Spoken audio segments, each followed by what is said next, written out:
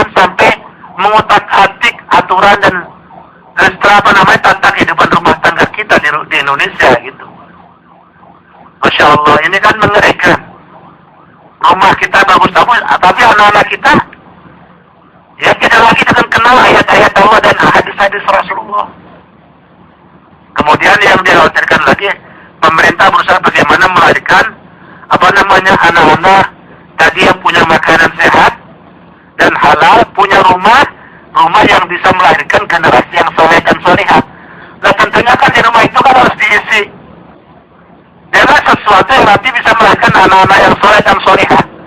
Rumahnya bagus-bagus, tapi habis maghrib sampai isya jazz dan musik yang Masya Allah. Kalau dulu kan kedengaran habis maghrib Bismillahirrahmanirrahim, Iza waqa'atil waqi'ah laisa liwaqa'atiha kadzibah. Itu ayat-ayat Al-Quran yang kedengar di telinga anak-anak kita. Tapi sekarang kan susah. Televisinya, CD playernya, internetnya, gimana caranya ini? Kita mau selesaikan apa enggak? Kalau nggak diselesaikan, ya azab yang turun. Azab. Bukan lagi ujian. Karena ujian demi ujian tidak pernah diselesaikan. Itu soal-soalnya oleh kita bersama-sama. Ya nggak pernah naik tingkat toh. Nah supaya naik tingkat, selesaikan bersama-sama. Yang berikutnya tentunya tadi makanan-makanan ya. Kemudian papan, rumah-rumah kita, kemudian sandang. Sandang banyak di pasar sekarang bisa beli semua. Tapi sandang yang dipunyai oleh anak kita sekarang, dia tamat anak SMA, yang dipakai baju SD. Ukurannya kan mengerikan itu. Itu mengerikan. Kalau nggak diselesaikan, siapa yang bisa menyelesaikan? Bukan ustaz, bukan kiai, karena ustaz dan kiai tidak punya senjata, tidak punya stempel. Yang punya adalah pemerintah dan negara. Supaya bisa, makanya itu diusahakan bagaimana namanya pornografi dan pornografi jangan terus tampil di mata anak-anak kita. Ya kalau terus ditampilkan siang hari dan malam, sore pagi dan ya bagaimana anak-anak tidak meniru? Karena anak-anak apa yang dia lihat itulah gurunya. Kalau jumpa guru yang real di sekolah sebentar sekali, guru mereka kan di angkot, di bis kota, di kereta api, ya di jalanan itu guru mereka. Kalau guru realnya kan berapa sih? Cuman berapa jam di sekolah kan? Ya berapa jam? Nah guru yang real adalah angkot mereka, kereta api mereka. Sekarang di angkot Masya Allah, di bus kota Masya Allah, di kereta api Masya Allah, di pesawat Masya Allah, kayak gitu. Gimana anak-anak kita? Nah ini harus diselesaikan bersama-sama.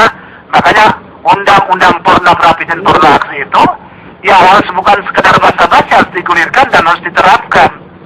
Tetapi yang Masya Allah yang menentang rame-rame justru kadang-kadang menamakan kaum-kaum tertentu, pakai baju-baju tertentu, pakai organisasi tertentu dan LSLM yang kadang-kadang bernamakan lembaga swadaya masyarakat yang membela hak asasi. Kan selesai ini.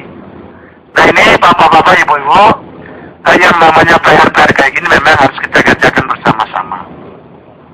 Nah ini kalau bisa mengarah ke sini, ya khifatan, takut dan azab Allah.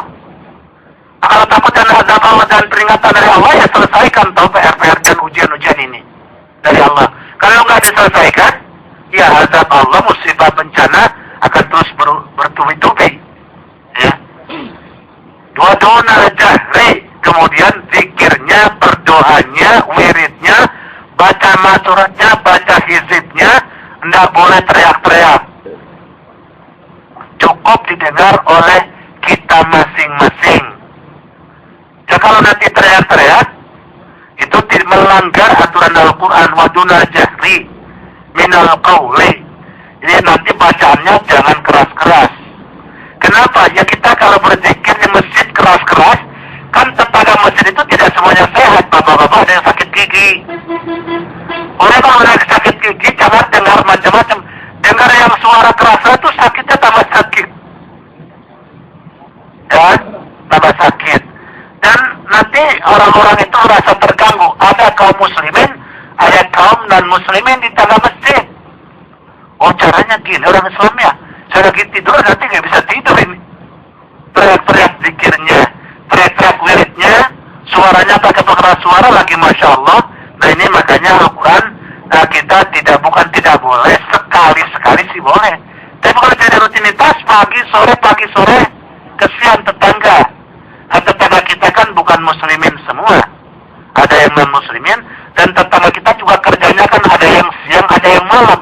Nah kalau dia tugasnya malam, shiftnya malam, siang nggak bisa mau tidur, kita lagi wiridan, gimana mereka? Kan jadi dosa nantinya. Nah zikir ini fil guduwi pagi-pagi wal asal sore. Walat aku minal ghafilin, kita jangan menjadi orang-orang yang terlena, tidak pernah berzikir dan tidak pernah membaca wiridan atau maksuratan, apapun namanya bapak-bapak. Ini kan kadang-kadang sekedar nama kita udah ribut.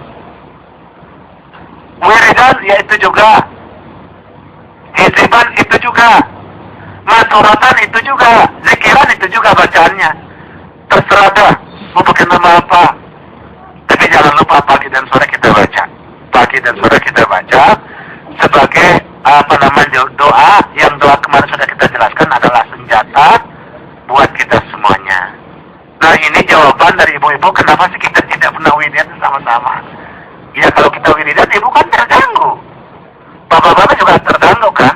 Kalau kita lagi baca doa ya Allah, mudah-mudahan, terus ada orang yang baca sama-sama, kita akan terganggu.